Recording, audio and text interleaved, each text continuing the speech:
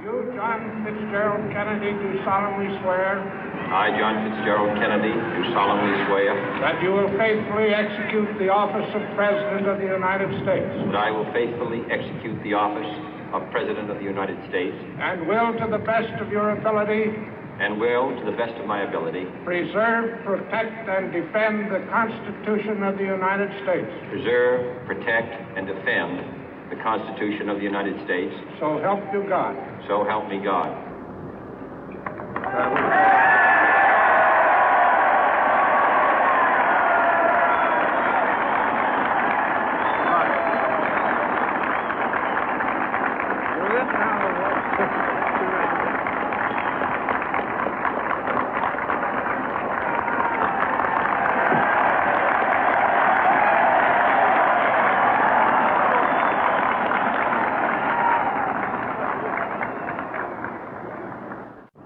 Vice President Johnson, Mr. Speaker, Mr. Chief Justice, President Eisenhower, Vice President Nixon, President Truman, Reverend clergy, fellow citizens.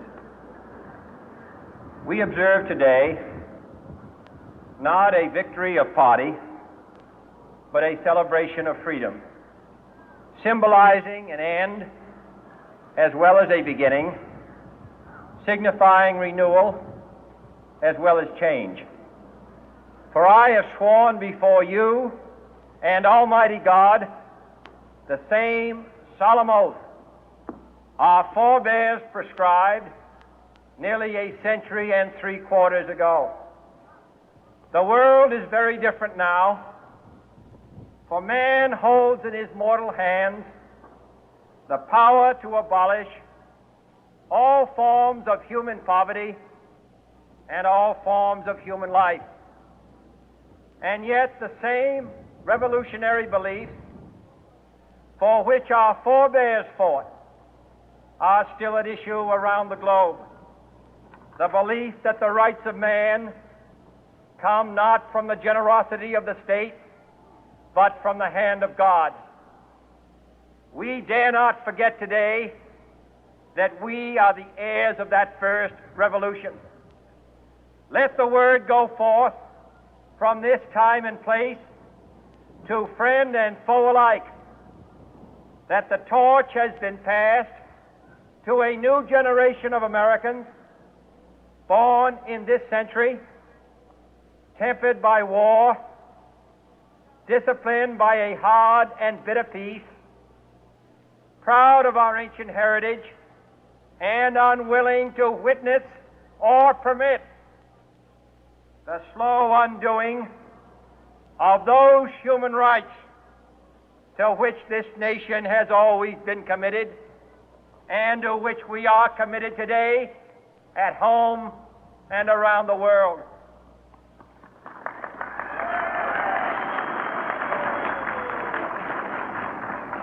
Let every nation know, whether it wishes us well or ill, that we shall pay any price, bear any burden, meet any hardship, support any friend, oppose any foe to assure the survival and the success of liberty.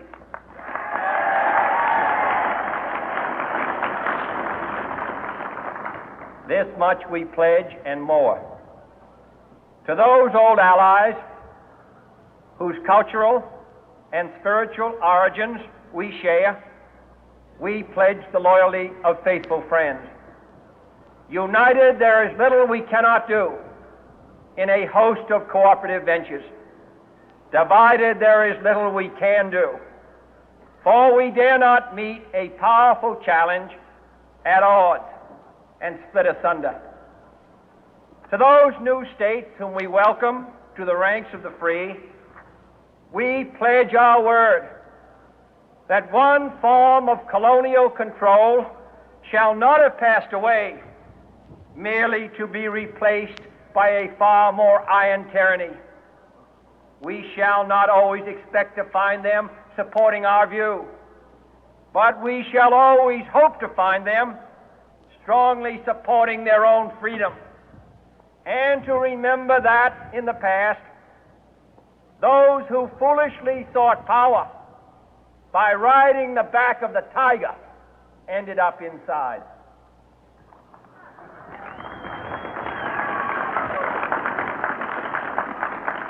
To those people in the huts and villages of half the globe struggling to break the bonds of mass misery, we pledge our best efforts to help them help themselves for whatever period is required, not because the communists may be doing it, not because we seek their votes, but because it is right.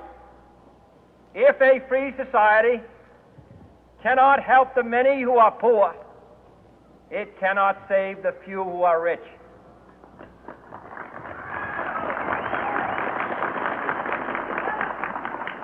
To our sister republics south of our border, we offer a special pledge to convert our good words into good deeds, in a new alliance for progress, to assist free men and free governments in casting off the chains of poverty. But this peaceful revolution of hope cannot become the prey of hostile powers.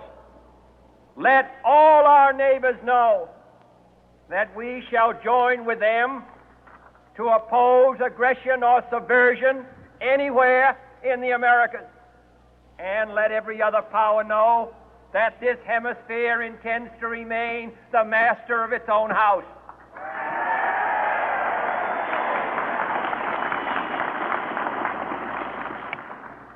To that World Assembly of Sovereign States, the United Nations, our last best hope, in an age where the instruments of war have far outpaced the instruments of peace, we renew our pledge of support to prevent it from becoming merely a forum for invective, to strengthen its shield of the new and the weak, and to enlarge the area in which its writ may run. Finally, to those nations who would make themselves our adversary, we offer not a pledge, but a request that both sides begin anew the quest for peace. Before the dark powers of destruction, unleashed by science, engulf all humanity in planned or accidental self-destruction, we dare not tempt them with weakness, for only when our arms are sufficient beyond doubt can we be certain beyond doubt that they will never be employed. But neither can two great and powerful groups of nations take comfort from our present course, both sides overburdened by the cost of modern weapons, both rightly alarmed by the steady spread of the deadly atom, yet both racing to alter that uncertain balance of terror that stays the hand of mankind's final war. So let us begin anew, remembering on both sides that civility is not a sign of weakness, and sincerity is always subject to proof. Let us never negotiate out of fear, but let us never fear to negotiate.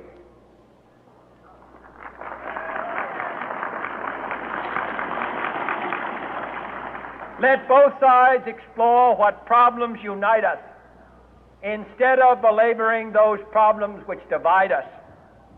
Let both sides, for the first time, formulate serious and precise proposals for the inspection and control of arms, and bring the absolute power to destroy other nations under the absolute control of all nations.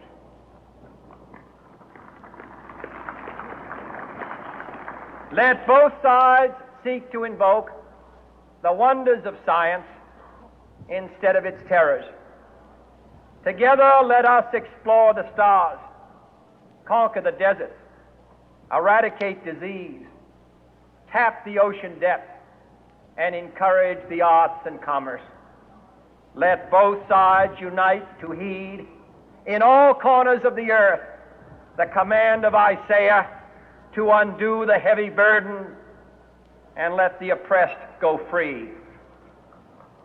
And if a beachhead of cooperation may push back the jungle of suspicion, let both sides join in creating a new endeavor, not a new balance of power, but a new world of law, where the strong are just and the weak secure and the peace preserved.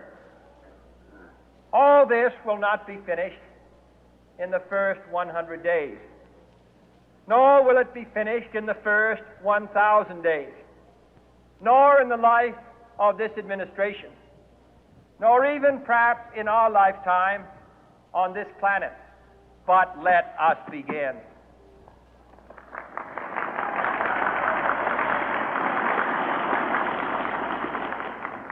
In your hands, my fellow citizens, more than mine, will rest the final success or failure of our course.